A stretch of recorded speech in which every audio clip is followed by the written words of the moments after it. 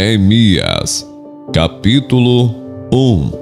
As palavras de Neemias, filho de Acalias, no mês de Quisleu, no 20º ano, enquanto eu estava na cidade de Suzã, Hanani, um dos meus irmãos, veio de Judá com alguns outros homens, e lhes perguntei acerca dos judeus que restaram, os sobreviventes do cativeiro, e também sobre Jerusalém. E eles me responderam: aqueles que sobreviveram ao cativeiro estão lá na província, passam por grande sofrimento e humilhação. O muro de Jerusalém foi derrubado, e suas portas foram destruídas pelo fogo. Quando ouvi essas coisas, sentei-me e chorei. Passei dias lamentando, jejuando e orando ao Deus dos céus. No mês de Nissan do 20º ano do rei Artaxerxes, na hora de servir-lhe o vinho, levei ao rei. Nunca antes eu tinha estado tão triste na presença dele. Por isso o rei me perguntou: por que o seu rosto parece tão triste, se você não está doente? Essa tristeza só pode ser do coração. Com muito medo, eu disse ao rei que o rei viva para sempre.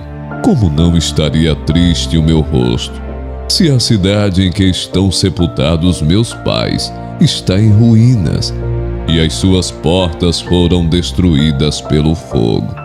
O rei me disse: o que você gostaria de pedir? Então orei ao Deus dos céus e respondi ao rei: se for do agrado do rei, e se o seu servo puder contar com a benevolência do rei, ele me deixe ir à cidade de Judá, onde meus pais estão enterrados, para que eu possa reconstruí-la. Então o rei, com a rainha sentada ao seu lado, perguntou-me: quanto tempo levará a viagem? Quando você voltará? Marquei um prazo com o rei, e ele concordou que eu fosse.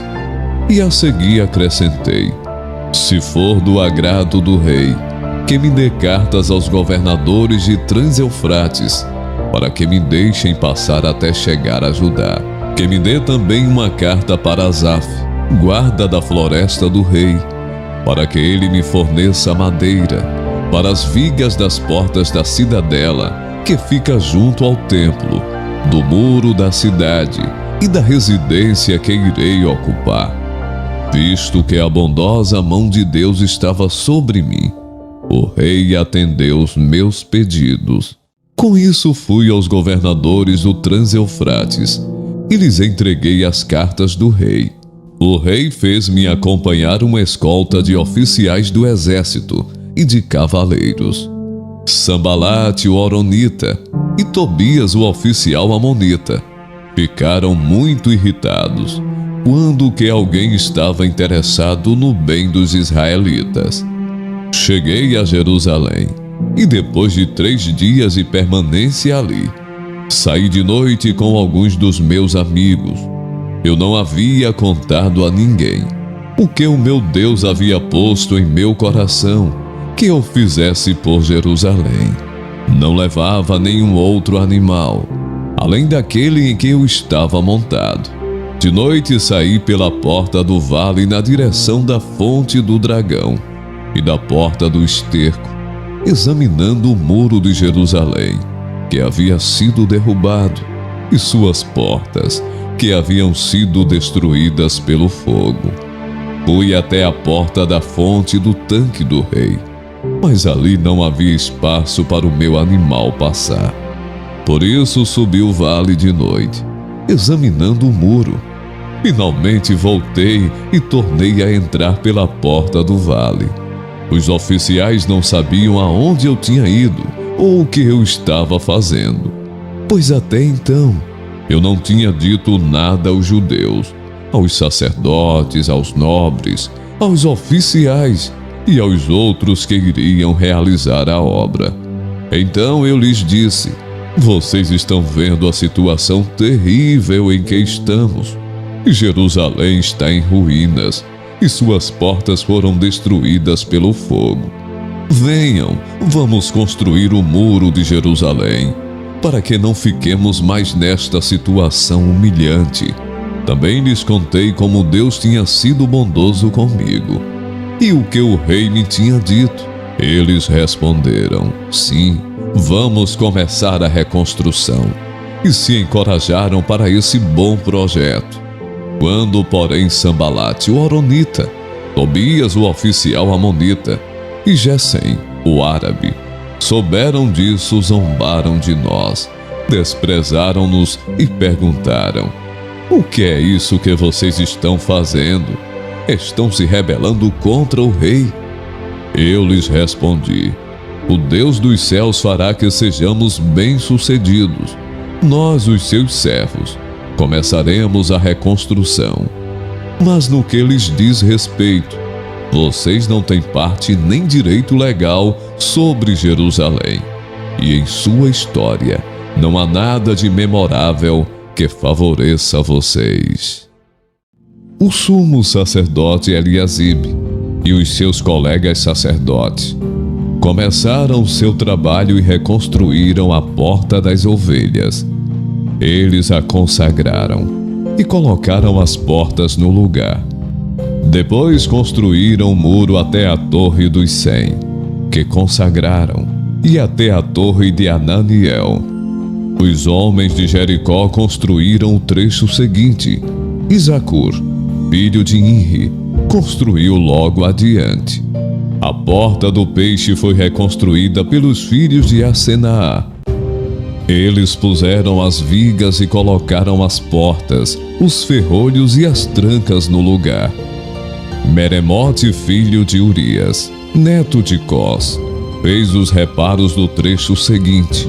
Ao lado dele, Mesulão, filho de Berequias, neto de Mesesabel, fez os reparos. E ao lado dele, Zadok, filho de Baaná, também fez os reparos. O trecho seguinte foi reparado pelos homens de Tecoa, mas os nobres dessa cidade não quiseram se juntar ao serviço, rejeitando a orientação de seus supervisores. A Porta de Ezaná foi consertada por Joiada, filho de Bazéia, e por Mesulão, filho de Bezodias. Eles puseram as vigas e colocaram as portas, os ferrolhos e as trancas no lugar. Onde a gente coloca aquelas pedras?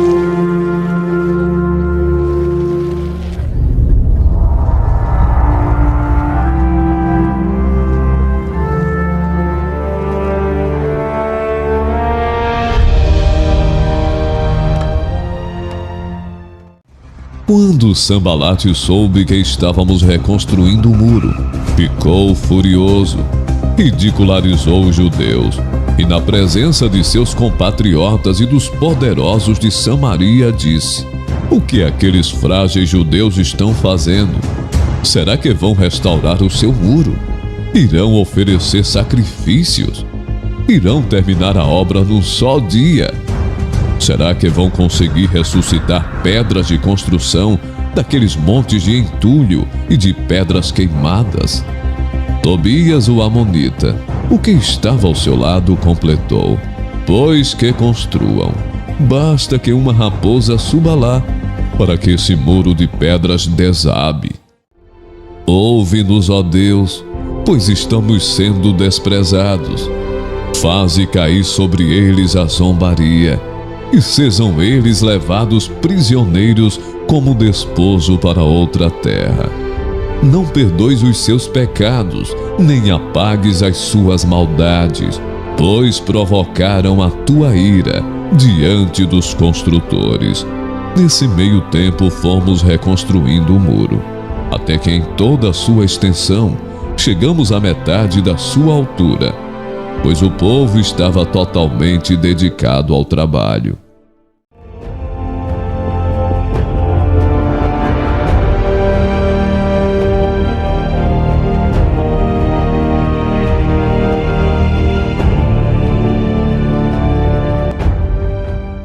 Quando, porém, Sambalate, Tobias, os árabes, os amonitas e os homens de Asdod souberam que os reparos nos muros de Jerusalém tinham avançado e que as brechas estavam sendo fechadas, ficaram furiosos. Todos juntos planejaram atacar Jerusalém e causar confusão. Mas nós oramos ao nosso Deus e colocamos guardas de dia e de noite para proteger-nos deles. Fiz uma rápida inspeção e imediatamente disse aos nobres, aos oficiais e ao restante do povo: não tenham medo deles. Lembrem-se de que o Senhor é grande e temível, e lutem por seus irmãos, por seus filhos e por suas filhas, por suas mulheres e por suas casas. Quando os nossos inimigos descobriram que sabíamos de tudo e que Deus tinha frustrado a sua trama, todos nós voltamos para o muro, cada um para o seu trabalho. Daquele dia em diante, enquanto a metade dos meus homens fazia o trabalho, a outra metade permanecia armada de lanças, escudos, arcos e couraças. Os oficiais davam apoio a todo o povo de Judá, que estava construindo o muro. Aqueles que transportavam material faziam o trabalho com uma mão e com a outra seguravam uma arma. E cada um dos construtores trazia na cintura uma espada enquanto trabalhava. E comigo ficava um homem pronto para tocar a trombeta. Então eu disse aos nobres, aos oficiais e ao restante do povo: a obra é grande e extensa, e estamos separados, distantes uns dos outros, ao longo do muro. Do lugar de onde ouvirem o som da trombeta, juntem-se a nós ali. Nosso Deus lutará por nós. Dessa maneira prosseguimos o trabalho com metade dos homens empunhando espadas, desde o raiar da alvorada até o cair da tarde.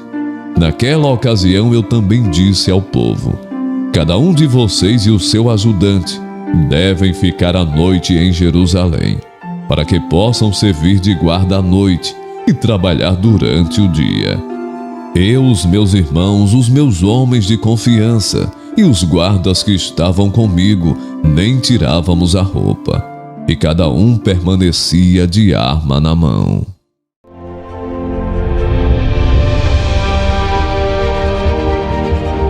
O trabalho não foi nada fácil, mas Jeová nos ajudou a fazer o impossível.